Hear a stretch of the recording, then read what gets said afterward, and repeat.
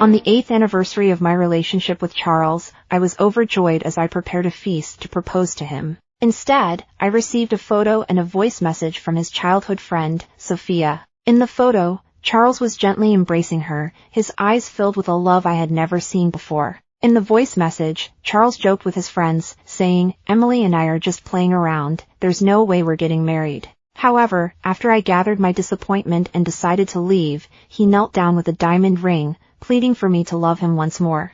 Sophia quickly retracted her message, saying, "Emily, I accidentally sent that, please don't take it to heart." This is not the first time I've received a provocation from Sophia. Charles is drunk and is calling for you to pick him up. A location pin followed immediately. My hands trembled as I typed a message, only to delete it again. In the end, I simply replied with one word, "Okay." When I pushed open the private room, I found Charles and Sophia sharing the same chocolate stick. Charles's brothers began to tease him, and upon seeing me, they all started coughing in unison.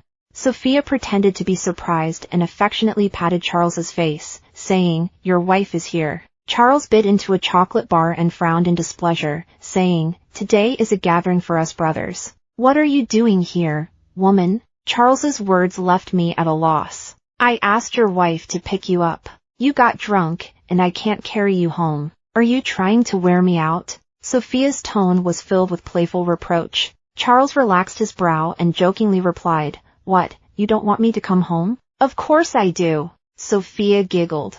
I interrupted their conversation, wanting to take Charles away. Seeing the ambiguous lipstick stain on his neck that matched the shade on Sophia's lips, I couldn't help but speak up. "Charles has a girlfriend, and I hope you'll be more mindful of your behavior when you're playing around." Sophia put on a look of grievance and said, "Sister-in-law, you misunderstood my relationship with Brother Charles. We were just playing a game after losing a dare, and there are so many guys here." "Yeah, sister-in-law, we've grown up together, so you can rest assured about that," Charles's friends chimed in.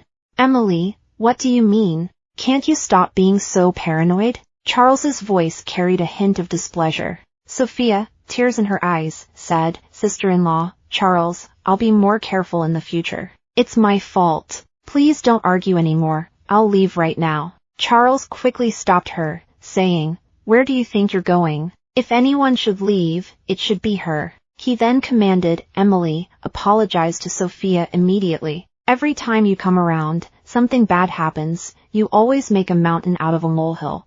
I stubbornly remained silent. Sophia broke free from Charles's grasp and rushed out of the room, tears streaming down her face. "It seems to be raining outside," someone remarked. Charles glared at me angrily, saying, "If anything happens to Sophia, you and I are not done." With that, he grabbed my umbrella and car keys and hurried out. I stood there in a daze. Outside, the heavy rain hit the ground with a loud thud, yet my heart remained surprisingly calm. I walked aimlessly in the rain. My long relationship with Charles had evolved from school uniforms to wedding gowns.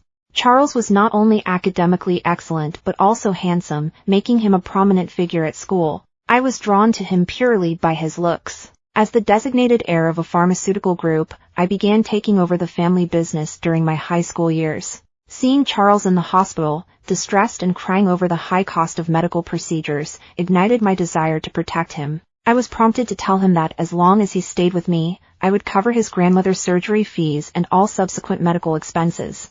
He agreed. At first, I simply enjoyed the thrill of bringing down a high and mighty figure from his pedestal, but over time, as we spent more days and nights together, I secretly fell in love with him for real. After graduating from university, I chose not to study abroad. Instead, I stayed in the country to leverage my connections to secure resources and expand his market. I left my job to be by his side, wholeheartedly devoted to supporting him, even if it meant being behind the scenes. The sound of a car horn brought me back to reality.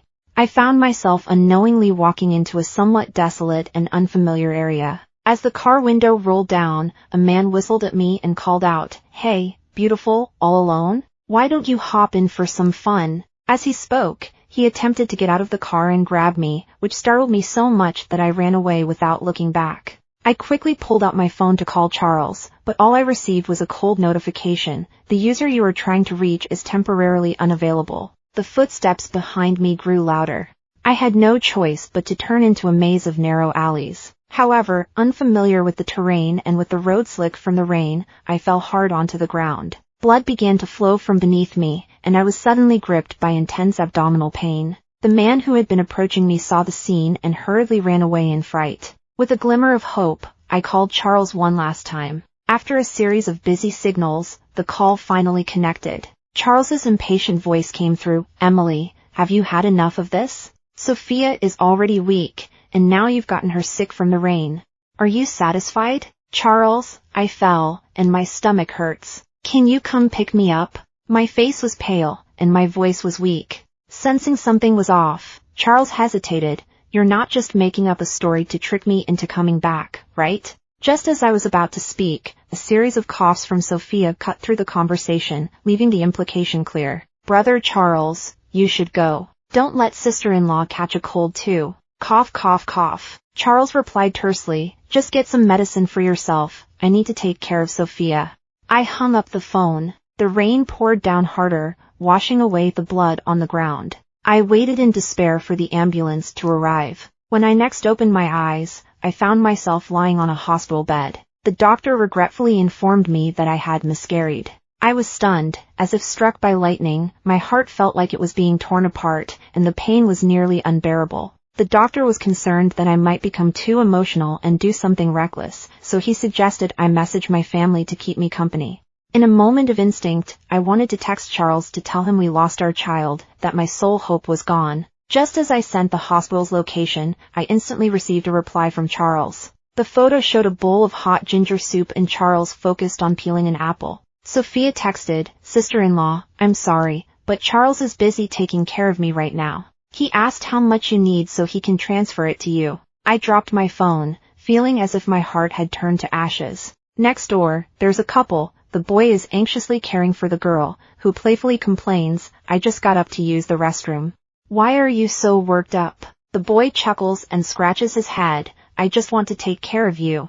"Smooth talker," she retorts. Their sweet conversation brings back memories of my romance with Charles. He used to treat me with such tenderness, just like that boy. When I was the target of rumors at school, he disregarded my protests and confronted the bullies, even getting into a fight for me. When I accidentally cut my hand while cooking, he would fret for the entire day and firmly forbid me from stepping into the kitchen again. If I were hospitalized, he would drop everything and rush to my side. But when did he change? Ever since his gaming company went public, he has become so busy that we barely see each other once a month. When Sophia returned to her country, the once sweet and affectionate conversations were now replaced by dismissive messages, "Busy, no time, not going home." It felt as if we had suddenly grown distant from each other. Staring at the photo of Charles, I was lost in thought for a long time. The steaming ginger soup and the sweet apples that brought comfort were no longer just mine. A tear slipped from the corner of my eye and landed on my lips. It's so painful. I can no longer find a reason to keep going. After resting in the hospital for a night to regain some energy, I took a cab home early in the morning. Some relationships need to come to an end. "Where have you been? Why didn't you come back yesterday?" Charles questioned me. I ignored him, focusing on packing my things, one item at a time. Charles seemed dissatisfied with my disregard for him, throwing all my belongings out of the suitcase. "Emily, haven't you caused enough trouble yesterday? Sophia and I have a brotherly bond, and if we need to address something, we'll do it ourselves. Why do you have to put on a show to get my attention?" In the past, such words would have frightened me. I feared losing Charles's affection, but I had already died yesterday. I spoke slowly and deliberately, "Charles, let's break up." I looked at him coldly, my eyes devoid of any emotion. "Aren't you just upset because I didn't accompany you yesterday? Do you even realize that Sophia is so upset she can't get out of bed, while you're here, bustling about packing your things? Tell me, who truly deserves my concern?" Charles furrowed his brow, a hint of impatience evident on his face. "If you knew what I went through yesterday, would you still think my pain is less than Sophia's?" I didn't say anything because I no longer cared. "Let's break up." My tone was resolute, carrying a sense of determination. He responded with a couple of disbelieving laughs, as if hearing the greatest joke. "Don't forget how you used to fawn over me. How dare you say such things? You want to leave? If you walk out that door, don't ever come back. Just go." My heart didn't stir at all. Aside from the little things we had collected during our time together, all I could take with me were just a few pieces of clothing and some jewelry. I repacked my suitcase, opened the door, and walked out. Charles rushed down the stairs in a frenzy and desperately grabbed my hand. "Have you thought this through? Are you really leaving?" Feeling physically exhausted and still recovering, I didn't have the strength to shake off his grip. All I could do was scold him, "Let go, we've broken up. We have nothing to do with each other anymore." "Let her go," a clear male voice intervened. He stepped forward and helped me break free from Charles's hold. "This young lady has stated that she no longer has any ties to you. Your insistence here is nothing but harassment." It was Ryan, my childhood friend and a big player in the overseas gaming industry. I heard he had recently returned to the country to follow up on a project, and before I could introduce him to Charles, I didn't expect to meet him in this way. Charles's expression changed noticeably. He clenched his fist and swung at Ryan, who deftly dodged the blow. The two quickly got into a scuffle. Ryan had been working out for years, boasting a perfect muscular build, and Charles was soon at a disadvantage. I felt a pang of compassion and tried to step in to stop them, but I was pushed to the ground during the struggle. They stopped and reached out their hands to me. Ignoring everyone, I slowly stood up. Ryan was the first to ask how I was doing. When I looked up, I saw the bruises around Charles's eyes and the blood at the corner of his mouth, and I couldn't help but feel pain for him. Just as I was about to express my concern, Charles sneered, "Oh, so you wanted to marry me yesterday, but today you're breaking up with me and bringing in a pretty boy.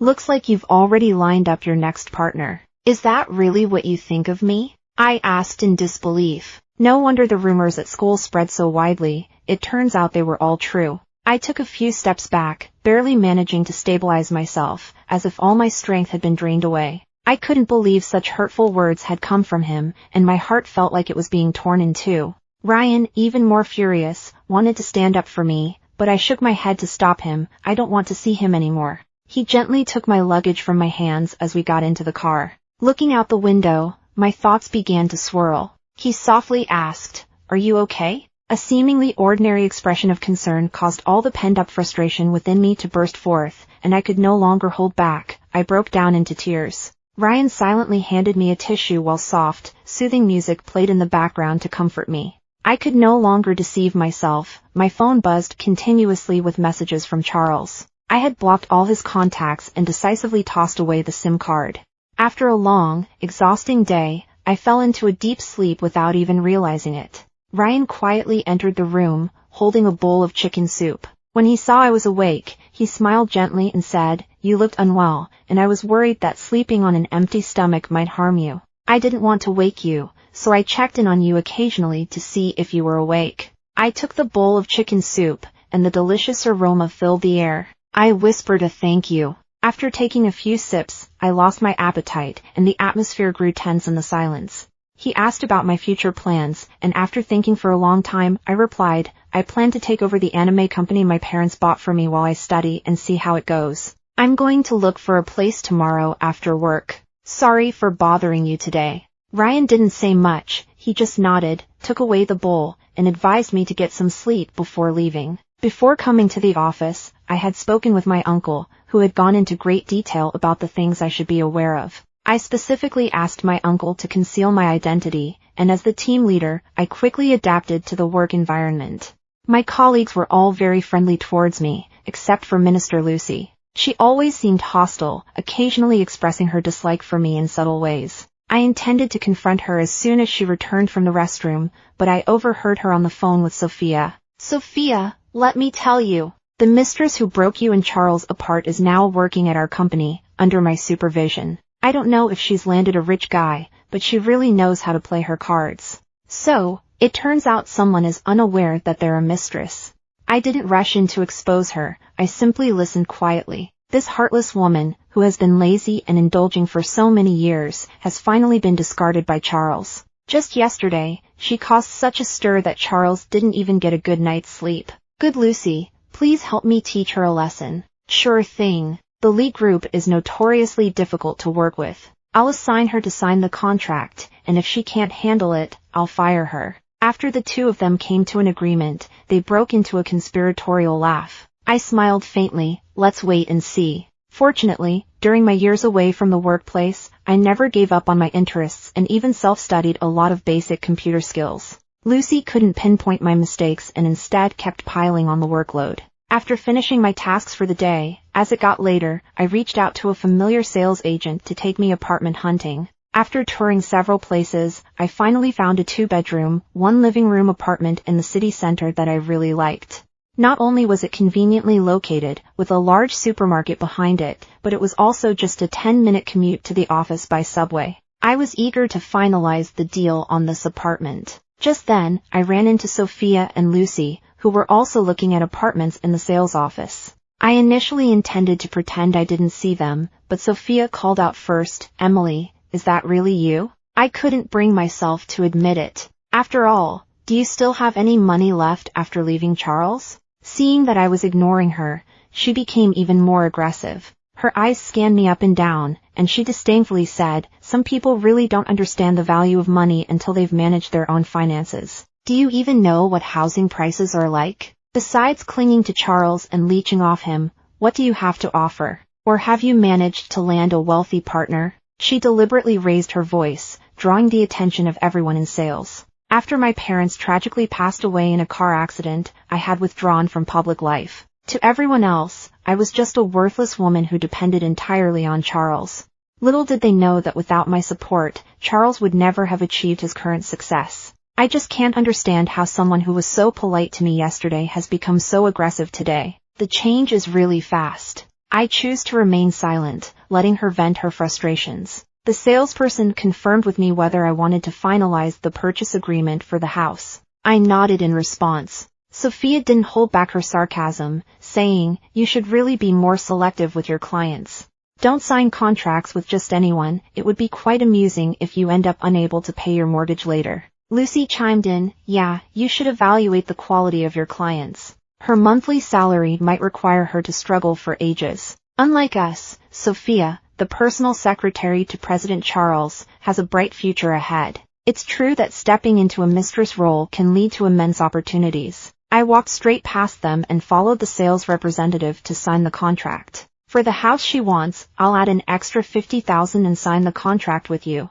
Sophia followed me inside. "You're quite relentless," I remarked. "Increase it by 100,000. I didn't waste any words. "Make it 150,000, Sophia shot back, her confidence rising. Seeing my hesitation, Lucy sneered, "I advise you to just give in to Sophia. Otherwise, you'll end up burdened with debt," feeling both sad and distressed. Before I could respond, Sophia took the initiative again, "Raise it to 200,000. The salesperson hesitantly asked, I sighed and nodded helplessly. Sophia triumphantly snatched the contract from the salesperson's hand and signed her name without a second glance. The salesperson beamed and said, "All right, miss. The price for this suburban villa is $11 million. With the homeowner's discount of 10%, it comes to $9 million, plus an additional 200,000, totaling $1 million. Would you prefer to pay via Alipay or credit card?" At the moment she heard the price, Sophia nearly lost her balance, and Lucy promptly caught her. The two exchanged panicked looks. For Sophia, who typically spent extravagantly on her $30,000 monthly salary, this was no small amount. I let out a cold snort and said, "So someone is just pretending to be rich, huh?" Sophia immediately snapped back to reality, bumping into me as she walked by. She pulled out a bank card and said, "Brother Charles said I'm always late, so he specially gave me this card to buy a house." Someone must be terribly jealous. I recognized the card. It was the one Charles had given me for grocery shopping. The amount on it would be enough to buy an apartment, but definitely not a villa. Sure enough, the machine issued a balance insufficient warning. My smile widened, and Sophia's expression faltered as she tried to save face, saying, "Looks like I grabbed the wrong card. Brother Charles specifically reminded me this morning. My mind is just not working today." "Miss, I've set up the installment plan for you," the sales representative said with a smile. "All right, I'll bring my card tomorrow to settle it," Sophia replied casually, but her face betrayed her discomfort. A notification on my phone indicated that I had received a payment of $1 million. Feeling delighted, I asked the sales representative to bring over the contract for the apartment I actually wanted to buy. I couldn't quite remember when I had impulsively purchased that villa in the outskirts. It hadn't sold due to its poor location. A little manipulation on my part had managed to hook Sophia in. Sophia realized what was happening and shouted furiously, "Emily, is this the apartment you've always wanted to buy? You tricked me into buying your villa." I shrugged nonchalantly. "Who told you to be so gullible? Just a friendly reminder, it's best to leave 2 hours earlier for your commute, or you might be late." Sophia was obviously furious and charged at me, trying to shove me, "You little vixen." Seeing the onlookers, Lucy pulled at Sophia, but couldn't hold her back. The sales representative, positioned in front of me, ended up taking a hit and cried out sharply, attracting attention and prompting several people to start recording. The security staff then escorted both of them out. Sophia yelled in frustration, "I just bought a house. How can you kick me out? What attitude is this?" I gently touched the sales representative's face in sympathy, but she just giggled, "That's worth $200,000, what a steal." That day, I moved in, and after hiring a cleaner, I lay back on the bed. Knowing Sophia as I do, I was sure that someone as image-conscious as her would be flaunting her villa online. I clicked into her live stream, which was titled "Live from My Villa." Sophia smiled brightly as she thanked her fans for their gifts. Once she got out of the car, someone recognized the location and commented, "Isn't this the Herlihua mansion? Did the streamer buy a villa here?" Sophia replied proudly, "Yes, the feng shui is great, so I just bought it without much thought." Wow, the streamer is so wealthy, a true rich and beautiful woman. Of course, haven't you seen that everything she wears and uses is from designer brands? As ordinary people, we can't compete. Sophia was clearly elevated by the compliments, and her smile did not fade. Someone urged, "Host, hurry up and open the door so we can see inside. We want to see the world's differences." Sophia told everyone to be patient and said she would let them in for a rocket. With so much money, you still want a rocket? You really know how to make money. Yeah, unfollowed. Sophia noticed the shift in comments and disdainfully remarked, "Without me, you probably would never get to see such an upscale villa area. With 50,000 people in the live stream, is asking for one rocket too much?" Her words caused a severe polarization in the live stream comments, with some defending Sophia while others urged fans to send gifts to discredit her. I decided to stir the pot further and registered a secondary account to send a rocket. When Sophia rolled her eyes up to the sky and then suddenly lit up with joy at the special effects, she expressed her gratitude. She then pushed the camera closer as she inserted the key into the lock and mentioned that her arm was sore and she needed a break. Those who had initially supported her began to turn against her and started to point fingers. "Is the streamer okay? She hasn't gotten enough attention yet. Isn't this someone else's house? Is she too scared to go in, trying to milk some views before running off?" Some even tagged me, hoping I would shower her with gifts to satisfy their curiosity. Sophia called out in her sweet, sugary voice, "Big brother, send a gift." I was covered in goosebumps. The audience went from angry to accusatory, and then started to doubt. I seized the moment and sent a gift. The viewer count rose to 80,000. The comments were filled with anticipation for the luxurious renovations. When the door was opened, it revealed an unfinished interior with scattered bricks and tiles. Sophia stood there in disbelief, looking around. How could this happen? The opinions turned sharply against her, with people criticizing her loudly. I knew she was just a fake rich girl. How could a wealthy person live in such an unfinished place? Honestly, I don't know how she got in here.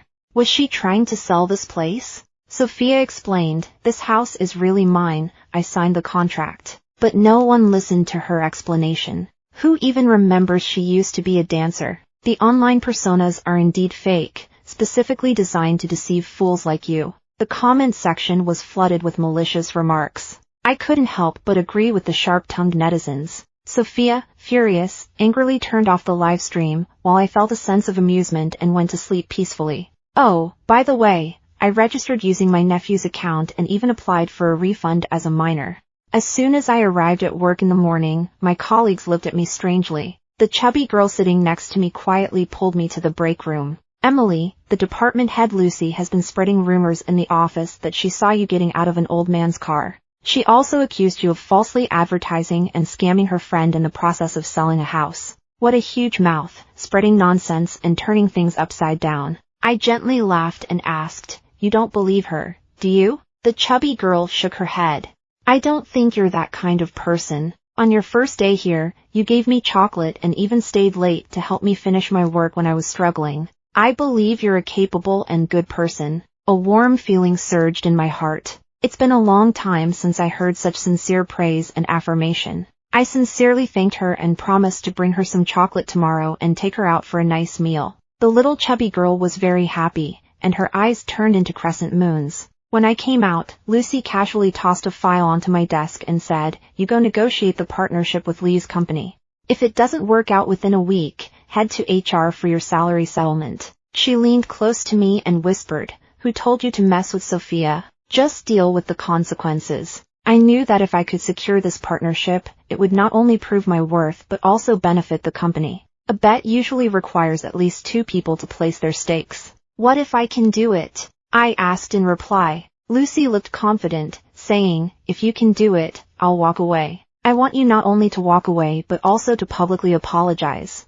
You know what I'm talking about. Do you dare? What's there to be afraid of? This project has President Charles's attention, and Sophia will definitely secure it, while you'll just be out." Lucy patted my shoulder and laughed lightly. The stakes had officially entered the countdown. I carefully reviewed and revised the overall plan, filling in the gaps, and conducted a detailed analysis of the Lee Group after researching online. The Lee Group does not exclusively collaborate with large companies, they are open to engaging with small or new companies that offer innovative ideas. However, they have not ventured into the animation industry, and I do not have enough connections to approach them directly. I chose the simplest method by scheduling an appointment with the company, only to be informed that Mr. Lee was on a business trip and wouldn't return for 3 days. During those subsequent 3 days, as the lights in the building went out, I still did not get the chance to meet him. With only 1 day left, I thought of someone who might be able to help me. As soon as I reached the bottom of the stairs, a sharp pain stabbed at my stomach, an old issue flaring up again.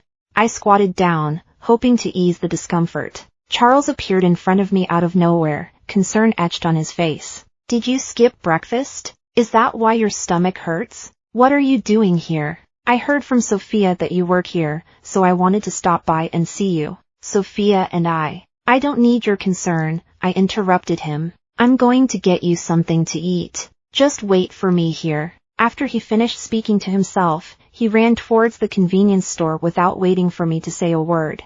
As I tried to get up, I nearly tripped over myself and fell into a warm embrace. "I'll take you to the hospital," Ryan said as he picked me up and carried me to the car. "I don't need to go to the hospital, I just need to rest for a bit." He handed me my favorite pearl milk tea with 3 points of sugar, which he must have bought earlier. The sweetness warmed my body, greatly easing the intense pain in my stomach. Ryan opened the medicine cabinet and handed me some ibuprofen. Curiously teasing, I said, "You're so considerate, your girlfriend must be lucky." "Not yet." "What?" I replied, puzzled.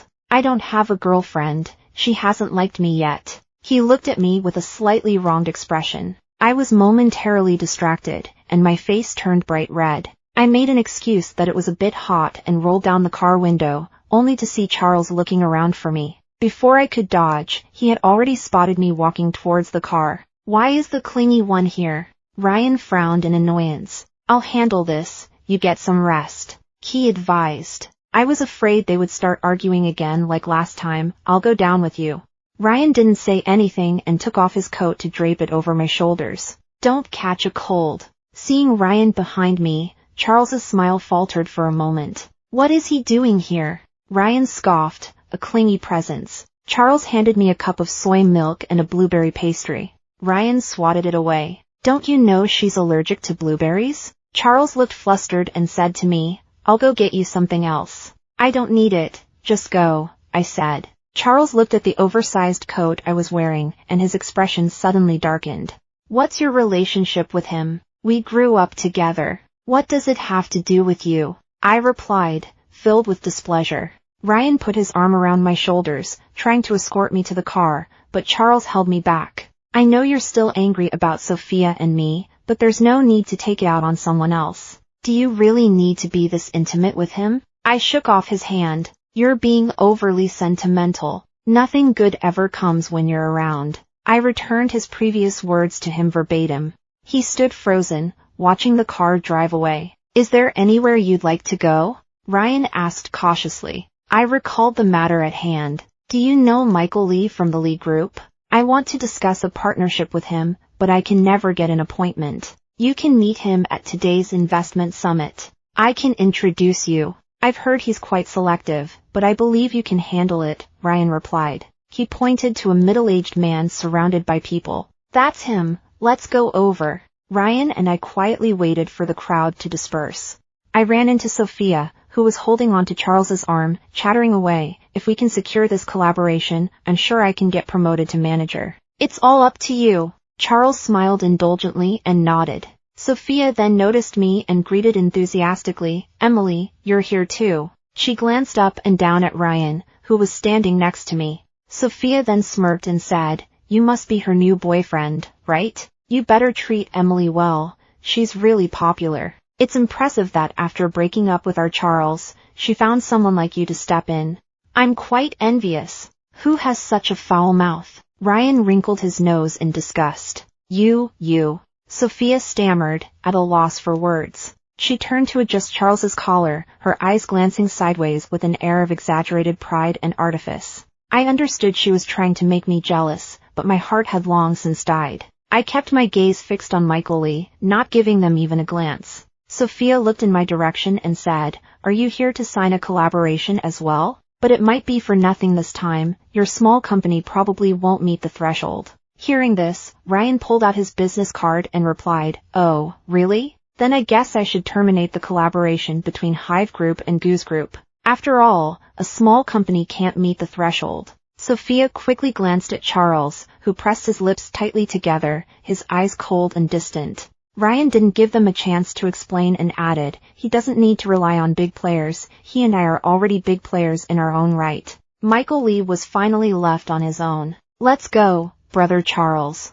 I glanced back and met Charles's gaze. Sophia couldn't pull Charles along anymore. Brother Charles, you should go. Come with me, Sophia said, pouting. You can go by yourself. Charles's tone became impatient. Sophia shot me a fierce glare as she walked away, while Michael Lee, noticing me, smiled and said he remembered me. He mentioned that I had been coming to the office for several days, waiting until dark to leave, and that he was just too busy to meet with me. I presented my views and insights on this collaboration, including a detailed benefit analysis and a clear grasp of the market.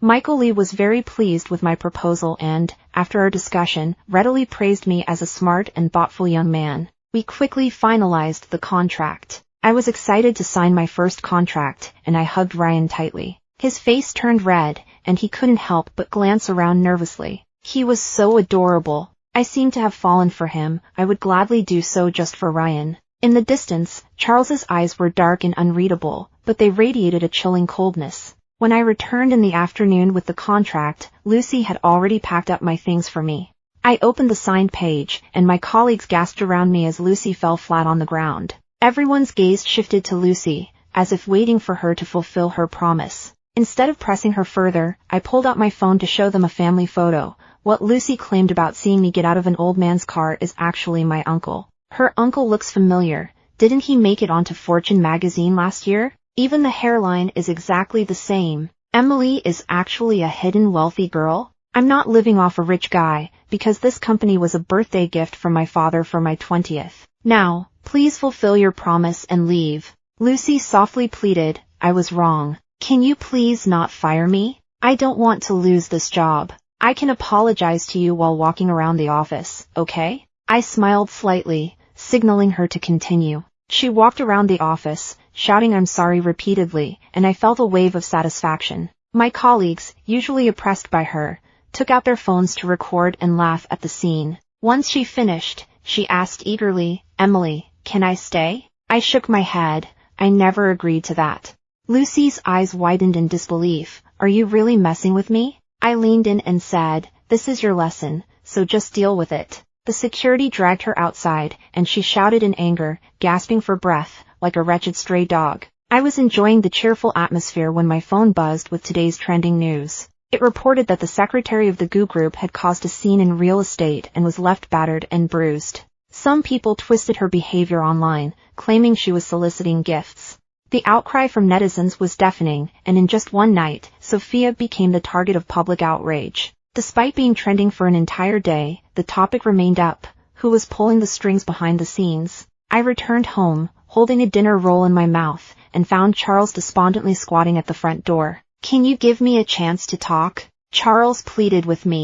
Ryan peered over my shoulder, and I told him to head home, assuring him I could handle it. I opened the door halfway. "Say what you need to say. Are you two living together? Are you really together?" Charles asked me, his eyes slightly red. "Isn't it obvious?" I shrugged nonchalantly. "If you're just looking for trouble, please leave." I was about to close the door when he called out, "Wait a minute. I've fired Sophia and removed her from the industry. It was me who released the video, and I promise I won't have any contact with her again. I found the ring you wanted when I was learning to cook in the kitchen. Can I put it on you? Will you love me again?" Charles got down on one knee, looking at me with anticipation. If it had been the old me seeing this longed-for scene, I would have been moved to tears. Now, all I felt was helpless annoyance. "I don't love you anymore. Please stop trying to bother me. You're seriously affecting my normal life with my boyfriend." Charles shook his head in disbelief. "I don't believe it. Unless you tell me when you stopped loving me, I beg you to give me an answer. It began the moment you sacrificed our first and only child to care for sick Sophia." I slammed the medical record book into his face. He opened it, his hands trembling uncontrollably, and a look of anguish and fury crossed his features. "Emily, He couldn't finish his sentence. As if punishing himself, he slapped his own face hard twice. He knelt down, grasping my pant leg, begging, "Emily, I was wrong. I'm a jerk. Please, forgive me. I can't survive a single day without you." Such a proud man, kneeling before me in his moment of desperation, struck me as ironic. I mercilessly pulled my foot back, leaving only a crack in the door, and said, "I've solved all your problems, please leave." His hand was firmly wedged in the door, and even though it was getting pinched and bruised, he wouldn't let go. Ryan wrapped his arms around me from behind and said, "If you want to see us being affectionate, you're welcome to come in and watch." I turned around and kissed his lips. Charles's brows furrowed tightly, his gaze revealing deep jealousy mixed with an uncontrollable anger. I called the security to have him forcibly removed. He cried out my name in agony. It was only after I closed the door that I felt a sense of relief. Ryan lay in my arms and said with a hint of bitterness, "It looks like I'll have to keep a closer eye on you from now on." "What's wrong? Afraid I'll run away? Then you better cherish me." A flush crept up his earlobe, and he shyly nuzzled my shoulder, saying, "At your command." Ryan is going to throw me an extravagant wedding, with the whole city buzzing about the grandeur of the Woo Group celebration. I initially wanted to keep things low-key, but Ryan insisted that I deserved this. I really couldn't argue with him. I tried on the wedding dress I designed myself and posted it on my Moments, receiving a flood of well wishes. I invited my friend, the chubby girl, to be my bridesmaid. After sending her blessings, she sincerely asked if there would be any chocolate in the wedding cake. I smiled and replied, "There will be plenty." At the same time, I received a call from one of Charles's subordinates. "Sister Emily, Charles has gone crazy. He said he wants to experience your pain and has stabbed himself several times. He's now in the hospital with severe abdominal bleeding. Can you come and talk to him?" Ryan drove me to the hospital. When I arrived, Charles was lying there, his lower body bandaged like a mummy. Weakly, he waved at me, saying, "You came to see me. What are you doing? What we went through is in the past. You didn't have to go this far. I'm sorry. I can now understand why you would hate me. You've been in so much pain. I was truly wrong." I felt a wave of exhaustion wash over me. How can a person be so unreasonable? I don't want to hear any more of this nonsense. If there's nothing else, I'm leaving. I still need to go try on an engagement ring. Charles sat up excitedly. "Emily, is there still a chance for us?" "No, Charles, it's over. Stop deluding yourself. Let's just move on and be well on our own." I spoke in a decisive tone, devoid of any emotion. The light in Charles's eyes dimmed, as if he was engulfed in endless sorrow. I pushed open the hospital door and turned back after a moment, saying, "By the way, tomorrow is my wedding with Ryan. You're welcome to attend. If you can't make it, I'll send you a digital video." Ryan took my hand, carefully helping me try on different engagement rings. I want to choose the biggest and most expensive one. I affectionately tapped his head, teasing, jealousy at its finest. The wedding scene I have longed for countless times, wearing a wedding dress I designed myself, exchanging diamond rings with the one I love. I shed tears of happiness, which he gently wiped away. He remembered my request before the wedding to protect my beauty. He said that no matter how stormy it gets, he is willing to be my umbrella. Mr. Ryan, in wealth or poverty, in health or sickness, through the ups and downs of life, will you stay by my side, unwavering, until the end of time, whenever I need you the most? I will. Miss Emily, whether in wealth or poverty, in health or sickness, through the highs and lows of life, will you promise to stay by my side, unwavering and steadfast, for all eternity, especially in times of need? I do. Petals fell, and we shared a passionate kiss as witnesses looked on.